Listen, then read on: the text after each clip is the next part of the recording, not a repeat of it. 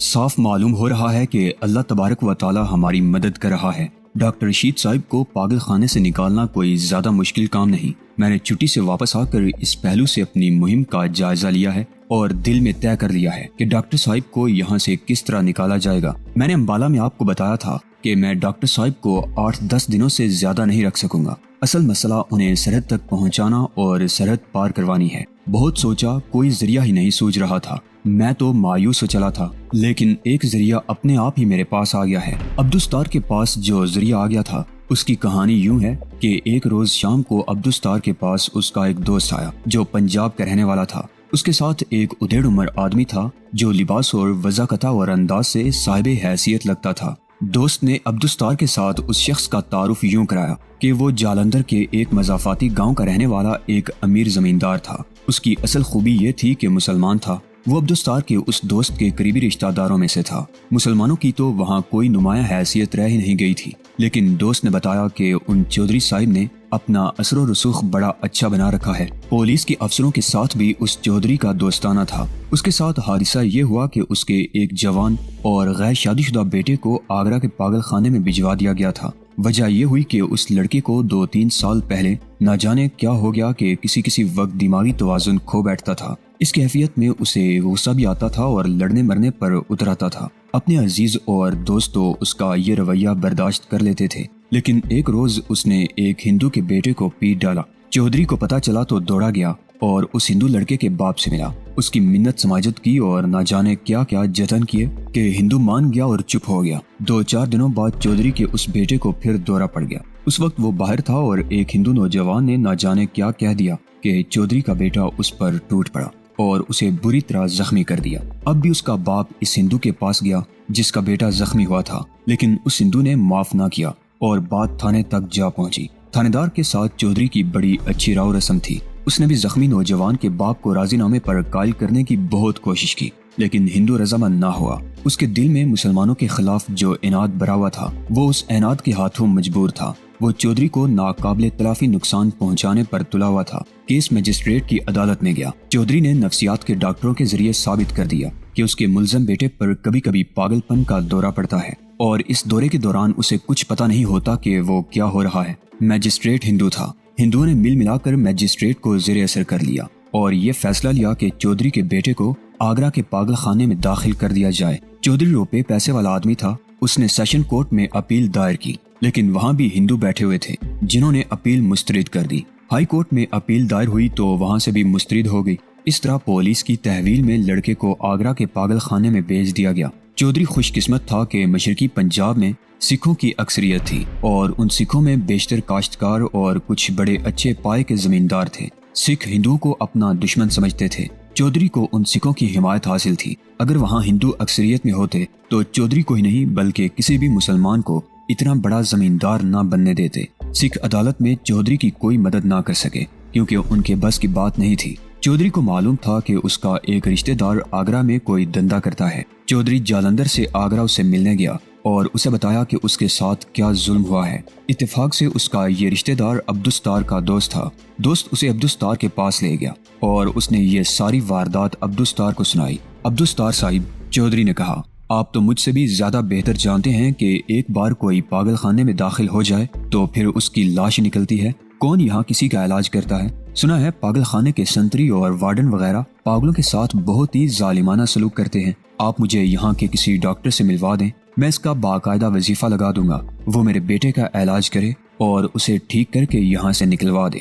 وہ جتنی رقم زبان پر لائے گا میں پیش کروں گا۔ چودھری صاحب، عبدالستار نے کہا، اگر رقم ہی خرچ کرنی تھی تو میرے پاس کیوں چلے آئے؟ آپ براہ راست کسی بھی بڑے ڈاکٹر کے ساتھ بات کر سکتے ہیں، لیکن میری موجودگی میں کسی کو ایک پیسہ بھی دینے کی ضرورت نہیں پیش آئے گی۔ اگر علاج والے ڈاکٹر نے کوئی ایسی دوائی لکھ دی جو باہر ہی سے مل سکتی ہو تو میں وہ بندوبست کر لیا کروں گا، اور جب کبھی آپ آیا کریں گے تو آپ سے وصول کر لیا کروں گا۔ میں کل آپ کو بیٹے سے ملوا دوں گا اور ایسا انتظام کر دوں گا کہ بیٹے کو کوئی غصے سے ہاتھ بھی نہیں لگائے گا۔ اسے جتنی سہولتیں میں اپنے رسوخ سے دلوا سکتا ہوں وہ ضرور دلواؤں گا۔ چودھری مطمئن نہیں ہو رہا تھا۔ کہتا تھا کہ ہندوستان اور پاکستان میں کوئی کام رشوت کے بغیر نہیں ہوتا۔ وہ ضد یہ کر رہا تھا کہ عبدالستار اس سے کچھ رقم لے کر اپنے پاس رکھ لے اور بیٹے کے علاج کے لیے اور اسے اندر سہولتیں دلوانے کے لیے متعلقہ آدمیوں کو خوش رکھے۔ عبدالستار اپنے رسوخ اور اپنے ایمان کے تحت رقم نہیں رکھنا چاہتا تھا، لیکن چودھری اور ہی زور دینے لگا۔ اسے مطمئن کرنے کے لیے عبدالستار نے یوں کیا کہ چودھری سے کہا کہ وہ اپنے اس رشتہ دار کو رقم دے دے اور جب کبھی ضرورت پڑی تو عبدالستار اس سے لے لیا کرے گا۔ عبدالستار نے یہ یقین بھی دلایا کہ وہ رشوت کے بغیر کسی ڈاکٹر سے کہہ کر چودھری کے بیٹے کا علاج کروائے گا۔ چودھری کو اس کے رشتہ دار کے ساتھ بھیجنے کی بجائے کہا کہ وہ اس کے پاس رہے اور علل صبح عبدالستار اسے پاگل خانے کے اندر لے جا کر بیٹے سے ملوا دے گا۔ اگلی صبح عبدالستار چودھری کو اپنے ساتھ پاگل خانے کے اندر لے گیا۔ ایک تو عبدالستار کی اپنی سرکاری حیثیت ایسی تھی کہ اسے کوئی روک نہیں سکتا تھا، اور دوسرے یہ کہ پاگل خانہ کوئی قید خانہ یعنی جیل نہیں تھا۔ اندر سیکیورٹی کے انتظامات تو بہت ہی سخت ہوتے ہیں، لیکن ایسے بھی نہیں کہ کوئی اپنے کسی پاگل عزیز تک پہنچ ہی نہ سکے۔ چودھری عبدالستار کا اس قدر مشکور و ممنون ہو رہا تھا کہ اس کے آگے جھکا جا رہا تھا۔ عبدالستار نے اسے کہا کہ اس ملک میں مسلمانوں کے ساتھ جو سلوک ہوتا ہے وہ اچھوتوں جیسا سلوک ہے اور سب اسے واقف ہیں۔ اگر مسلمان ایک دوسرے کی مدد نہیں کریں گے اور ایک دوسرے کے کام نہیں آئیں گے تو اس کا نتیجہ یہی ہوگا کہ مسلمان فردن فردن ہندوؤں کے زیر ہو جائیں گے، اور ایک دن آئے گا کہ مسلمان ڈھونڈنے سے بھی نہیں ملے گا۔ چودھری کے بیٹے کو اس بارک میں رکھا گیا تھا جہاں کے مریض دن بھر کھلے رہتے تھے اور ان پر سیکیورٹی کی کوئی زیادہ پابندی نہیں تھی۔ بیٹے نے باپ کو دیکھا تو دوڑا آیا اور باپ سے لپٹ کر بے تحاشا رویا۔ باپ کی جذباتی حالت بیٹے جیسی ہی ہو گئی۔ عبدالستار نے بیٹے کو بتایا کہ اسے قانون کے فیصلے سے بھیجا گیا ہے اور وہ اسے برداشت کرے گا اور اسے یہاں کوئی تکلیف نہیں ہوگی۔ عبدالستار نے باپ بیٹے کو الگ ایک جگہ بٹھا دیا اور خود وہاں سے چلا گیا۔ ایک ڈاکٹر کو لے کر آیا اور چودھری سے ملوا دیا۔ یہ ڈاکٹر عبدالستار کا احسان مند تھا۔ عبدالستار اپنے دفتر میں چلا گیا۔ چودھری 1.5-2 گھنٹے اپنے بیٹے کے ساتھ رہا۔ عبدالستار چودھری کو واپس لے گیا اور گھر چھوڑ کر پھر اپنے دفتر میں آ گیا۔ شام کے کھانے کے بعد دونوں باتیں کرنے بیٹھ گئے۔ عبدالستار نے ہندوستان میں مسلمانوں کی حالت زار کا قصہ چھیڑ دیا۔ اس کی ایک وجہ تو یہ تھی کہ اس ملک میں جہاں کہیں 2 مسلمان اکٹھے ہو جاتے وہ ہندوؤں کے خلاف باتیں کرتے اور مسلمانوں کی مظلومیت اور بدحالی کا رونا روتے تھے۔ دوسری وجہ قصہ چھیڑنے کی یہ تھی کہ عبدالستار اس چودھری کے خیالات معلوم کرنا چاہتا تھا۔ اس نے سوچا کہ یہ شخص جالندھر کا رہنے والا ہے، اگر اس پر احسان کیا جائے کہ اس کے بیٹے کو سہولتیں دلائی جائیں اور کسی ڈاکٹر سے اس کا علاج بھی کروایا جائے تو کیا چودھری اس کا یہ صلہ دے گا کہ ڈاکٹر عبدالرشید کو اپنے پاس جالندھر کچھ دن چھپا لے اور پھر سرحد پار کروا دے۔ بات چلی ہی تھی کہ چودھری نے ہندوؤں کو بے طرح گالیاں دینی شروع کر دی۔ ہندوؤں نے اس پر تازہ وار یہ کیا تھا کہ اس کے نوجوان بیٹے کو پاگل خانے بھجوا دیا۔ ہندوؤں کے خلاف زہر اگلتے اگلتے چودھری نے اپنے مرحوم باپ کو کوسنا شروع کر دیا۔ اس نے یہاں تک کہا کہ اس کا باپ قوم کا غدار تھا۔ عبدالستار صاحب، چودھری نے کہا، میں تو اپنے باپ کی قبر پر کبھی فاتحہ پڑھنے بھی نہیں گیا۔ 1946 سے 1947 میں جب سارے ہندوستان کے مسلمان پاکستان حاصل کرنے کے لیے جہاد کر رہے تھے، میرا باپ اس جہاد کے سخت خلاف تھا اور مسلم لیگی مسلمانوں کا دشمن بن گیا تھا۔ بڑا امیر کبیر زمیندار تھا، زرخیز اراضی اتنی کے شمار میں نہیں آتی تھی۔ کم وقت یوں سینٹ پارٹی میں شامل ہو گیا تھا جو کہ انگریزوں نے بنائی تھی، اور اس میں ہندو اور سکھ بھی تھے۔ میری عمر اس وقت 11-12 سال تھی۔ میں اپنی عمر کے لڑکوں کے ساتھ پاکستان زندہ باد کے نعرے لگاتا پھرتا تھا۔ ایک روز باپ نے میرے ہاتھ میں پاکستان کا سبز جھنڈا دیکھا تو میری پٹائی کر دی اور جھنڈا جلا ڈالا۔ میرا باپ ہندوؤں کا تو زر خرید و غلام بنا ہوا تھا۔ اس نے اپنی پارٹی کو نہیں بلکہ کانگریس پارٹی کو بھی چندے دیے تھے۔ اس نے گھر میں یہ حکم دے رکھا تھا کہ خبردار کوئی اس گھر میں مسلم لیگ کا اور پاکستان کا نام لے۔ اپنے مزاروں کے لیے تو وہ فرعون بنا رہتا تھا۔ ہمارے مزاروں میں اکثریت ایسی تھی جو مسلم لیگ میں شامل ہو گئی تھی اور پاکستان کے نعرے لگاتی تھی۔ میرے باپ نے ان سب کو نکال دیا اور ان سے گھر بھی خالی کروا لیے، ان سے روزی بھی چھینی اور بے گھر بھی کیا۔ میرا باپ اکیلا غدار نہیں تھا، بے شمار جاگیردار پاکستان کے جہاد کے خلاف تھے۔ وہ کہتے تھے کہ پاکستان کا مطالبہ ایک ڈھونگ ہے اور پاکستان کبھی بن ہی نہیں سکتا۔ پھر آپ جانتے ہیں عبدالستار صاحب کہ کیا ہوا تھا۔ اللہ نے مسلمانوں کو پاکستان دے دیا اور سکھ اور ہندو مسلمانوں کے خون کے پیاسے ہو گئے۔ ہندوؤں اور سکھوں نے مسلمانوں پر جون 1947 کے پہلے ہفتے ہی میں قاتلانہ حملے شروع کر دیے تھے۔ وہ اعلان کرتے پھرتے تھے کہ مسلمان زندہ رہنا چاہتے ہیں پاکستان میں چلے جائیں۔ آپ کو معلوم ہے کہ جون کے پہلے ہفتے میں ملک کی تقسیم کا اعلان ہو گیا تھا، جس میں پنجاب کی تقسیم کا بھی اعلان تھا۔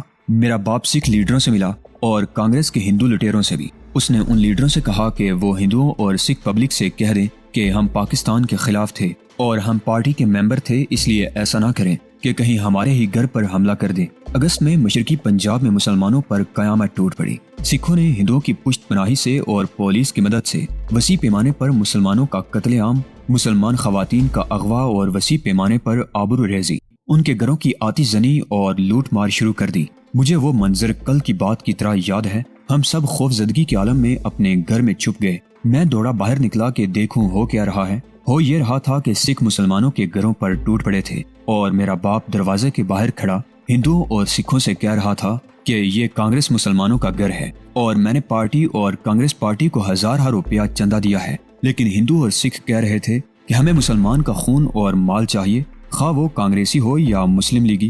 باپ کا روب بجھ کے رہ گیا۔ اس نے ہاتھ جوڑ کر منت سماجت شروع کر دی۔ آخر ایک سرکردہ سکھ نے طنزیہ لہجے میں یہ فیصلہ سنایا کہ بھائیو، اس کے گھر کا کوئی آدمی قتل نہ کرنا اور جو کرنا ہے کر لو، اور گھر کو آگ بھی نہ لگانا، اور چودھری صاحب کا خیال رکھنا۔ یہ فیصلہ سنانے کی دیر تھی کہ سکھ ہمارے گھر میں داخل ہو گئے۔ میں کھرلی میں ہرے چارے کے نیچے جا چھپا۔ میں تو آج بھی وہ ساری بات نہیں سنا سکتا۔ خون ابلتا ہے اور میں جلنے لگتا ہوں کہ کچھ بھی نہیں کر سکتا۔ یوں سمجھ لیں کہ یہ ایک بڑا ہی تیز و تند بگولا تھا جو آیا اور گزر گیا، مگر بگولا گزر گیا تو میری ایک کنواری بہن جس کی عمر 17-18 سال تھی غائب تھی۔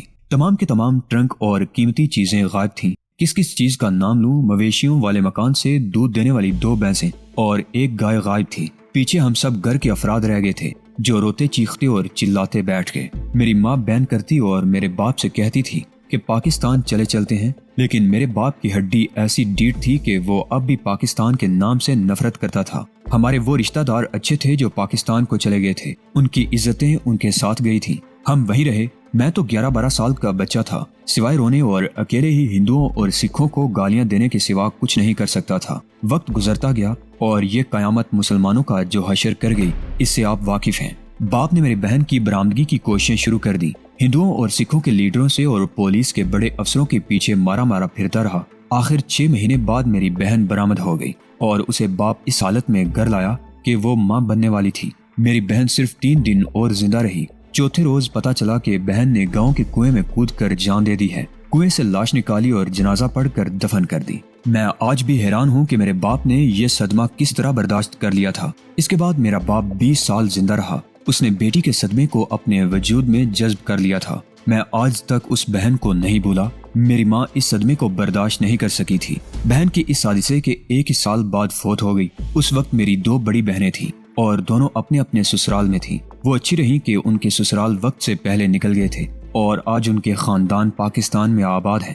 میں آج تک بہن کا صدمہ برداشت نہیں کر سکا تھا کہ اب ان ہندوؤں نے میرے جوان بیٹے کو پاگل خانے میں بیچ دیا ہے۔ بہن تو میرے ذہن میں نقش ہو کر رہ گئی ہے۔ انتقام کی آگ مجھے جلا دیتی ہے۔ میں سوچتا رہا کہ اللہ معلوم نہیں کس گناہ کی سزا دے رہا ہے۔ گناہ تو باپ کا تھا، لیکن سزا میری معصوم بہن کو ملی۔ مجھ پر یہ اثر ہوا کہ جب میں جوان ہو کر جائیداد کا وارث بنا تو خدا کو راضی کرنے کا یہ طریقہ اختیار کیا۔ پوری کوشش کی کہ مجھ سے کوئی برائی سرزد نہ ہو۔ نوکروں اور مزاروں کو اپنے جیسے انسان سمجھا اور ان کی عزت بھی کی اور حق سے زیادہ دیا۔ آج میری یہی شہرت ہے۔ مجھ جیسے بڑے زمیندار اور جاگیردار نوکروں، مزاروں اور چھوٹی ذاتوں والوں کے لیے فرعون بنے رہتے ہیں۔ ان ہندوؤں کو تو میں اپنا بدترین دشمن سمجھتا ہوں۔ کچھ سمجھ میں نہیں آتا کہ ان سے انتقام کس طرح لوں۔ ایک بار ایک پاکستانی جاسوس کو اپنے گھر پناہ دی تھی، ورنہ وہ پکڑا جاتا۔ CID اور اس کے مخبر اسے ڈھونڈتے پھر رہے تھے۔ میرے گاؤں میں بھی آتے تھے۔ اس وقت وہ پاکستانی میرے گھر میں تھا۔ CID والے اگلے روز وہاں سے ٹلے تھے۔ میں نے 3 دن پاکستانی جاسوس کو چھپائے رکھا اور ایک رات خود اسے ایک قابل اعتماد آدمی کے ساتھ رخصت کیا۔ اسے سرحد پار کروا دی تھی۔ یہ بات سن کر عبدالستار کے وجود میں اطمینان اور مسرت کی لہر دوڑ گئی۔ اس نے اپنے آپ سے کہا کہ یہ ایک مدد ہے جو اللہ نے اس کے گھر بھیج دی ہے۔ پھر بھی اس نے ضروری سمجھا کہ اس چودھری کو مزید ٹھونک بجا کر دیکھا جائے۔ دیکھنا یہ تھا کہ اس کے دل میں پاکستان کی بھی کچھ محبت ہے یا نہیں۔ چودھری صاحب، عبدالستار نے کہا، پاکستان کوئی ٹھیک ملک تو نہیں رہا۔ سنا ہے وہاں وہی لوگ عیش موج کرتے ہیں جو حرام کھاتے ہیں۔ کوئی قانون نہیں، پولیس نے اپنے ڈاکو اور قاتل پال رکھے ہیں اور عوام بھوکے ننگے مر رہے ہیں۔ یہ سب ٹھیک ہے، چودھری نے کہا۔ میں خود پاکستان گیا ہوں اور وہاں کے یہ حالات دیکھے ہیں۔ کبھی کبھار ادھر سے ہمارا کوئی رشتہ دار بھی آ جاتا ہے اور وہ پاکستان کی ایسی ہی باتیں سناتا ہے، لیکن پاکستان برا ملک نہیں، پاکستانی برے ہیں۔ وہاں کے لوگوں کو پاکستان بھوک نہیں دے رہا، حکمرانوں نے انہیں بھوکا رکھا ہوا ہے۔ پاکستان کی زمین تو لوگوں کے لیے پورا اناج اگاتی اور دیتی ہے، یہ حکمران ہے اور وہاں کے جاگیردار ہیں جو سارا اناج سمیٹ کر اپنے پیٹوں میں ڈال لیتے ہیں۔ اس سے پاکستان کی عظمت میں کوئی فرق نہیں پیدا ہوتا۔ پاکستان کی عظمت اللہ کی ذات سے وابستہ ہے۔ پاکستان کا حلیہ پاکستانیوں نے بگاڑا ہے۔ ہمارے لیے پاکستان ایک مقدس ملک ہے۔ یہ ایسے ہی ہے جیسے ہم کسی مسجد میں کوڑا کرکٹ پھینکنا شروع کر دیں۔ کیا ہم یہ کہیں گے کہ یہ مسجد گندی ہے؟ نہیں، وہ مسجد ہی رہے گی اور اس کا تقدس قائم رہے گا۔ وہ لوگ ناپاک ہیں جو مسجد کی بے حرمتی کرتے ہیں۔ مسجد پھر بھی پاک جگہ ہوتی ہے۔ عبدالستار کو بڑی ہی خوشگوار قسم کی حیرت ہو رہی تھی کہ اسے کس قدر کارآمد آدمی مل گیا ہے۔ اس نے چودھری کو ہر پہلو سے یوں دیکھ اور پرکھ لیا تھا جس طرح خوردبین سے کوئی چیز دیکھی جاتی ہے۔ چودھری صاحب، عبدالستار نے سوچ سوچ کر کہا، آپ اپنے بیٹے کا غم اور فکر دل سے اتار دیں۔ اسے صحت یاب کر کے یہاں سے نکلوانا میرا کام ہے۔ آپ ایک اور کام کر دیں تو یوں سمجھیں جیسے آپ نے بیٹے کا صدقہ دے دیا ہے، اور اللہ اس کا آپ کو یہ اجر دے گا کہ بیٹا انشاءاللہ صحیح اور سلامت آپ تک پہنچ جائے گا۔ میں کہتا ہوں مجھے کچھ بتائیں۔ چودھری نے پرجوش آواز میں کہا، مجھ سے میرے بیٹے کی قیمت وصول کریں اور بیٹا میرے حوالے کر دیں۔ باقی رہی بات اللہ کی، تو میں ہر وہ قربانی دینے کو تیار ہوں جو اللہ مانگے گا۔ یہ سوچ لیں چودھری صاحب۔ عبدالستار نے کہا، میں جو بات کہنے والا ہوں اسے آپ اللہ تبارک و تعالیٰ کا راز و امانت سمجھیں۔ اگر آپ نے خیانت کی تو اللہ آپ کو کبھی معاف نہیں کرے گا۔ اپنے بیٹے کی طرف دیکھ لیں۔ چودھری نے اپنے کانوں کو ہاتھ لگائے اور ہاتھ جوڑ کر آسمان کی طرف کیے، اور اس کے ساتھ ہی اس کی آنکھوں میں آنسو آ گئے۔ یہ آنسو ایسی امانت تھی جس پر عبدالستار نے بھروسہ کر لیا۔ مختصر بات یوں ہے چودھری صاحب، عبدالستار نے کہا، اس پاگل خانے میں امبالہ کے ایک مسلمان ڈاکٹر صاحب ہیں، انہیں یہاں سے نکلوانا ہے۔ کیوں؟ چودھری نے پوچھا۔ آپ انہیں پاگل خانے کی نوکری سے نکلوانا چاہتے ہیں؟ نہیں چودھری صاحب، عبدالستار نے کہا، وہ پاگل خانے کے ڈاکٹر نہیں بلکہ ہندوؤں نے پاگل کر کے انہیں پاگل خانے میں ایک بیکار چیز سمجھ کر پھینک دیا ہے۔ انہیں یہاں سے نکلوانا ہے اور یہ کام میں خود کروں گا۔ دوسرا کام جو میرے لیے ناممکن ہے وہ یہ ہے کہ انہیں سرحد پار کروا کے پاکستان بھیج دینا ہے۔ یہ کام میں کر لوں گا۔ چودھری نے اپنے سینے پر ہاتھ رکھ کر کہا، آپ انہیں میرے گھر تک پہنچا دیں۔ ہندوؤں کی ان کے ساتھ کیا دشمنی تھی؟ میں آپ کو پوری بات سناؤں گا۔ عبدالستار نے کہا، انہیں عام ہندوؤں نے نہیں بلکہ انڈیا کی انٹیلیجنس والوں نے پاگل بنایا ہے۔ میں کہتا ہوں کہ ڈاکٹر صاحب سے بڑھ کر اور مجاہد کون ہوگا؟ ایسی قربانی آپ سنیں گے تو حیران رہ جائیں گے۔ عبدالستار نے چودھری کو ڈاکٹر رشید اور صغیر کی وہ پوری بات سنا دی جو اسے ڈاکٹر رشید کے دوستوں نے سنائی تھی۔ چودھری جوں جوں روداد سنتا جا رہا تھا اس کی آنکھیں غیر قدرتی طور پر کھلتی جا رہی تھی۔ یہ حیرت کی انتہا کا اظہار تھا۔ چودھری کے منہ سے 3-4 بار بے اختیار سرگوشی نکلی، آفرین آفرین شیرو، اللہ تمہیں اجر دے مجاہدو۔ صغیر معلوم نہیں کہاں ہے، چودھری نے کہا، اللہ جانے سرحد پار کر گیا ہے یا پکڑا گیا ہے، لیکن ڈاکٹر صاحب کو میں سرحد پار کروا دوں گا۔ انہیں جالندھر میرے گھر تک پہنچانا آپ کا کام ہے۔ انہیں میں بھی اپنے ساتھ لے جا سکتا ہوں لیکن میں ریل گاڑی پر آتا ہوں، اس لیے اتنے لمبے سفر میں کہیں بھی ان کے پہچانے جانے کا ڈر ہے۔ اگر آپ یہ کام مجھ سے کروانا چاہتے ہیں تو میں یہ بھی کر لوں گا۔ میں کار کا انتظام کر سکتا ہوں، لیکن یہ سوچ لیں کہ میں خود کار نہیں چلا سکتا۔ ڈرائیور مل جائے گا لیکن اسے اعتماد میں لینا میرا خیال ہے خطرناک ہوگا۔ نہیں چودھری صاحب، عبدالستار نے کہا، یہ کام ہر پہلو سے غور کر کے کرنے والا ہے۔ میں اپنے دوستوں کو یہاں بلا رہا ہوں، وہ آ جائیں تو میں انہیں بتاؤں گا کہ ایک اپنے جیسے جذبے والے مجاہد مل گئے ہیں۔ آپ کا ذکر کروں گا اور پھر آپ کو بتاؤں گا۔ آپ یہ بتائیں کہ پھر کب آئیں گے؟ چودھری نے سوچ کر بتایا کہ وہ اسی مہینے کی 16 یا 17 تاریخ کو آئے گا۔ عبدالستار نے وہاب، اشتیاق اور ظفر کو چودھری کی یہ اتنی لمبی داستان سنائی تو تینوں دوست مطمئن ہو گئے اور کہا کہ یہ آدمی یقیناً ان کی بھرپور مدد کرے گا۔